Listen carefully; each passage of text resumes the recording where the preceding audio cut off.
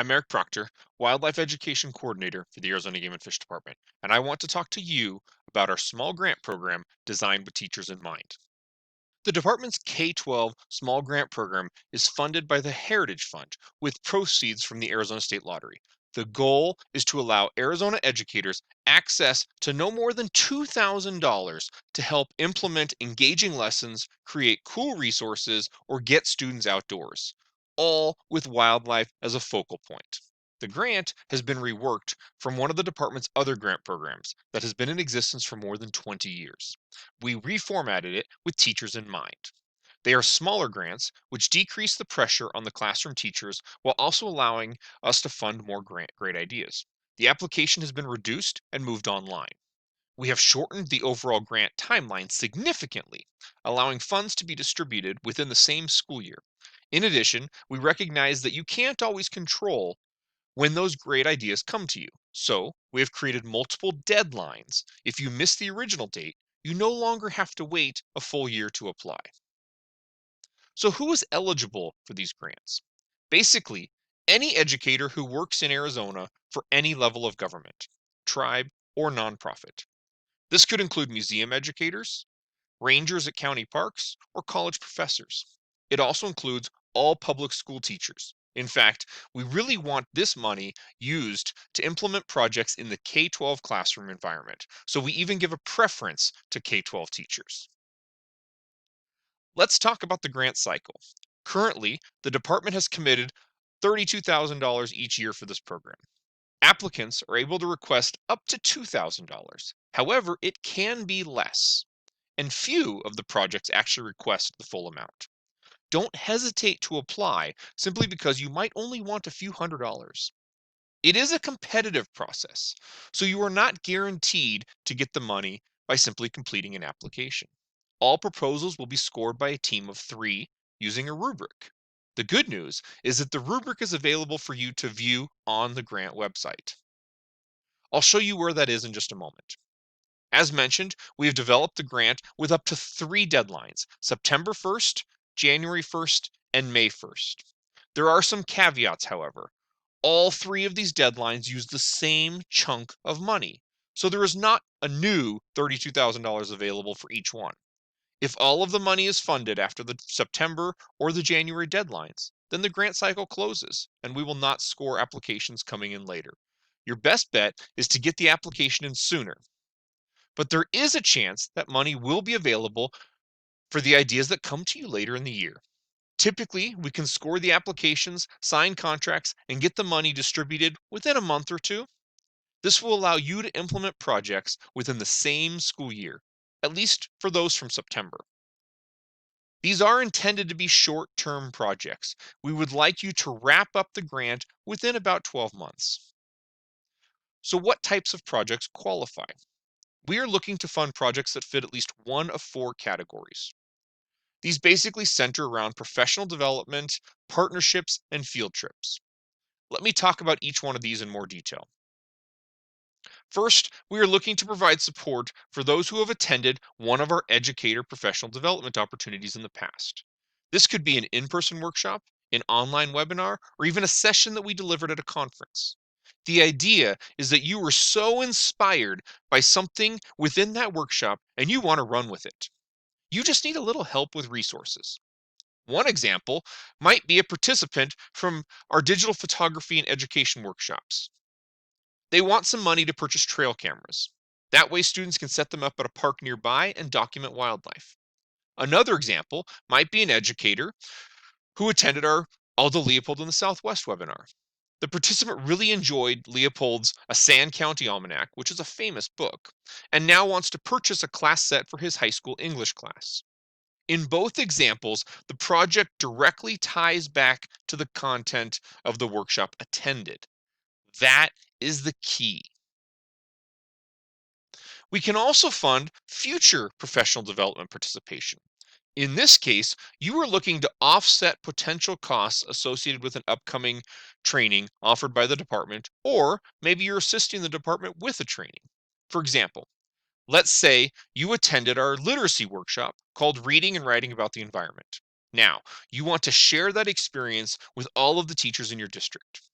So you work with us to set up a similar training at your school, but you feel it would be great for the teachers to leave with actual copies of the books used in the workshop. That's where this grant comes in. For another example, let's say you had worked with the department on the development of a really cool wildlife lesson.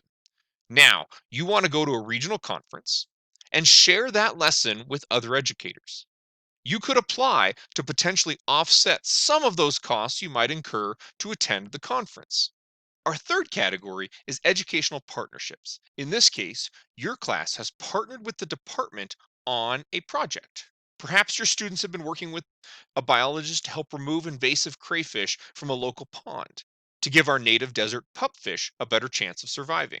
Or maybe your woodshop class is helping to build kestrel nest boxes that we distribute throughout the state. You could apply for a grant to make it easier for your school to participate in those partnerships. The key to remember is that these partnerships have to be with the department and they should already be established prior to the grant application. You can't apply and simply say you want to partner with us, but you don't know on what. Here is an actual example of a great partnership that the department has done recently with a local school. The post was pulled directly from Facebook. Technically, this project did not receive a grant, mostly because the grants weren't available at the time. However, I think this is an excellent example of how schools can work with the department to do great things for wildlife. If the grants had been around at the time of this project, it most certainly would have been eligible for funding. In this example, our biologists were struggling with a problem. We have dozens of water catchments located in remote locations around the state. It can be burdensome to check on these regularly to make sure they have adequate water for wildlife. So, we approached students at Blue Ridge Junior High to help us. They worked through the problem and eventually engineered remote catchment sensors that would eliminate the need to monitor the catchments regularly in person, saving the department in hours and resources. Finally, everyone knows that field trips and outdoor experiences can be valuable learning opportunities for students. Yet budget cuts have made field trips more challenging for teachers. In an attempt to remove that barrier, we can potentially cover costs associated with your field trip. It should be noted, however, that this is not intended to fund an established program through another organization. For example, a field trip to a local zoo. This doesn't mean that there isn't tremendous value in a project like that. It's just not what the grant was designed for. We want to fund you and your ideas.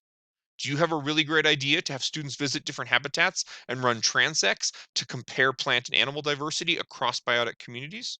Great! Put it in an application. Or maybe you have decided to set up cameras at a local park and it will require your students to visit 4 or 5 times. Yet your school only has the money for each teacher to take one field trip. We might be able to help you with that. We also recognize that given our current situation, full class field trips might not be allowed. That doesn't mean that outdoor learning suddenly isn't important or that it has to stop. We welcome funding requests for your unique ideas to engage students in the outdoors, even if you are teaching them remotely. Perhaps you want to incorporate neighborhood bird watching and you want some money to buy class sets of field guides that the students can use at home. That's just one idea. What could you come up with? So, those are the basics of the grant. I hope it is clear who is eligible and what types of projects we are looking to fund. Just a reminder that the examples that were provided are just that, examples. You probably have even better ideas, and I hope you will consider applying. But how do you apply? Let's spend a little time on the website where the application and additional information can be found. You can see the grant URL right there on the center of your screen. However, it is probably easier if you just go to the main Game and Fish website, azgfd.com. Once you are on the main department website, go up to the search box and type in the keyword grants.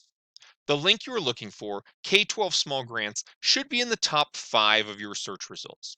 This will now take you to the main grant page. From here, I want to direct you to 3 links.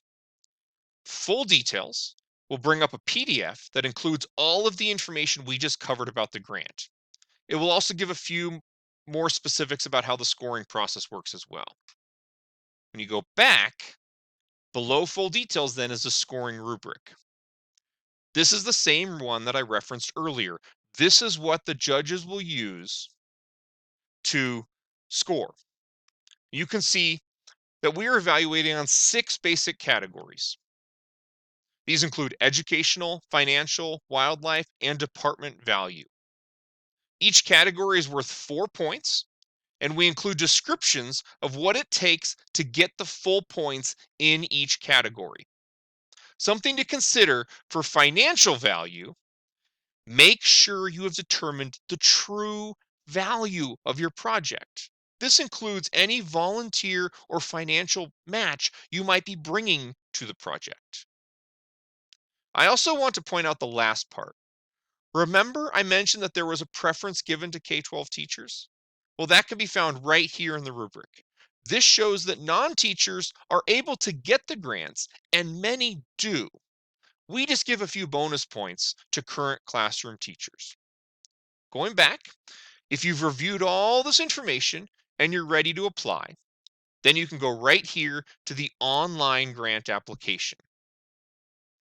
You can see that it is organized just like the rubric was, into those same categories. Also, there is a place to attach additional information at the end. This might be where you put a letter of support or a supplemental budget if you have those things. They're not necessary, but remember, we can't make assumptions in our scoring. We can only base our scores on what is actually included in the application. So that's it. All the information you need to apply for the Arizona Game and Fish Department's Heritage K-12 Small Grants. I hope you will consider applying, and I look forward to seeing all of your cool ideas for improving wildlife education in Arizona. Thank you.